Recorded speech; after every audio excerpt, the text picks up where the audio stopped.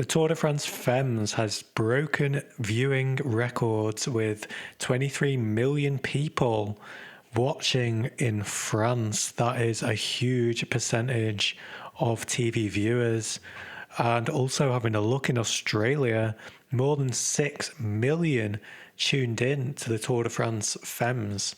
The AFL may be the go-to sport in Australia, which is the Australian Football League, but more than 20% of the nation still tune into the Tour de France and Tour de France Femmes.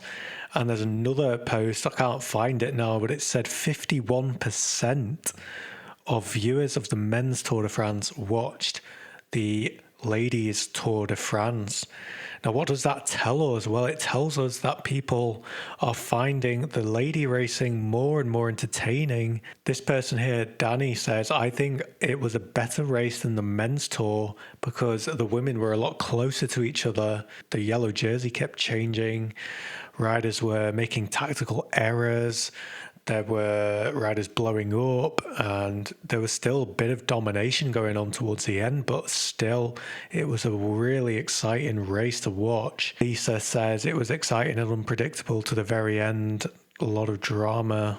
Claus says, sporting-wise, far more interesting than men's Tour de France by a huge margin.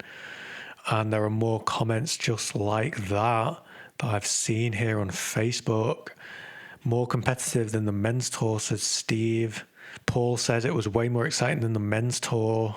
Not everyone obviously agreeing with that, but anyhow, there's a lot of people who view the Tour de France at the moment, the men's Tour de France, as a little bit repetitive and boring. Let's face it, guys, the Tour de France this year was decided on stage 6 up the Tourmalet. That day decided the yellow jersey, and that was it. And of course, yeah, it's exciting and amazing to see, in a way, one guy being so strong. It is incredible. But my fear is that this is not going to end even after Pogacar retires. Is UAE just going to replicate the same kind of success with another rider, maybe Del Toro or someone we haven't yet noticed yet? Are they just going to continue to just steamroll the Tour de France in years to come? We'll wait and see. But it seems like that team, and in particular Pogacar, have just figured out how to dominate this sport to a degree that no one has ever reached before, which is amazing. But is it going to really end with Pogacar? That's what I'm thinking. Is it going to end with him, or are they going to end up finding another Pogacar after this? I mean, they have the most money, so you can bet that they'll be able to do that. But yeah, let's go back to the Femmes Tour de France here. Exciting racing. There's no reason not to watch the female Tour de France. At this point, it's more exciting in terms of a GC battle.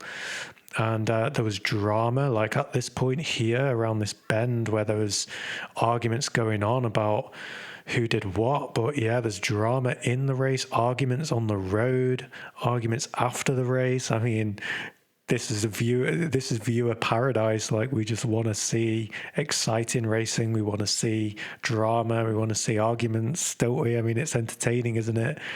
Yeah, and at this point here, you can see riders cracking, getting broken by other riders sort of later into the race. It's not over until it's over at the ladies Tour de France, guys.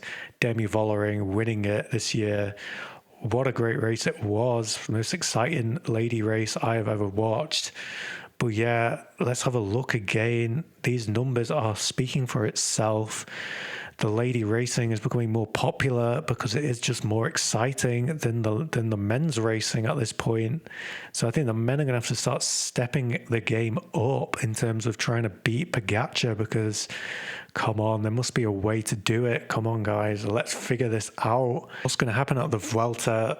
Well, one can only assume that it's just going to be more of the same thing, more Pogacar domination. But if they want to make an exciting race for people, then we need to see some more dramatic racing than what we're seeing at the moment. There needs to be more competitive riders. These guys need to step it up so they can beat Pogacar. But yeah, let's have a look. UAE's Vuelta plan has taken a hit. Joao Almeida has withdrawn after a heavy crash. Well, Joao, unfortunately, this year has just not had the shape or the look at this point. He's not really done much, so I don't think Pogacar really needs him, though. And this is an old picture anyway. But yeah, he doesn't need him. Del Toro's not in the Vuelta, but don't worry, Pogacar could win this on his own at this point. There's no need for a team even. He can just follow the other teams and just, yeah, he's got better zones than everyone else, so he can just beat everyone anyway. And we're seeing a lot of news coming out here. I don't know whether this is verifiable, but it looks like Roglic is perhaps going to Lotto next year. And yeah, guys, he's not even certain. Roglic is not even certain to start the Vuelta. So no Roglic at the Vuelta. Well, who's going to stand up against Pogacar apart from Felix Gall? Yeah, I don't know. We're going to be watching a disappointing GC race this year, probably. In terms of it being competitive. But yeah, I mean, Pogacar should go for the Vuelta. He should win it. It doesn't make sense not to do the Vuelta at this point. You know, he's looking to be the best rider of all time. So he certainly needs to win all 3 Grand Tours to get that accolade by the time he retires. So it makes sense. But if he could get it in a more exciting way where you never know, though, Felix Gall might find that extra few revolutions per minute. Yeah, but I don't think so. We're just going to see more of the same thing. But yeah, let me know what you guys think. Do you think Roglic will be out this Vuelta? Do you think Pogacar is going to walk away with it easily? And did you find the ladies racing at the Tour de France Femmes more interesting and more exciting to watch than the men's race? Let me know in the comments below. And yeah, if you've not subscribed yet, please consider it. I'm going to be covering La Vuelta this year, and you know how it is on this channel. I'm not afraid to talk about the things other people are not willing to talk about, like suspicions, like, are these riders clean? I'm going to be asking all these questions at this Vuelta, so subscribe if you like that. And yeah, I'll see you in the next video.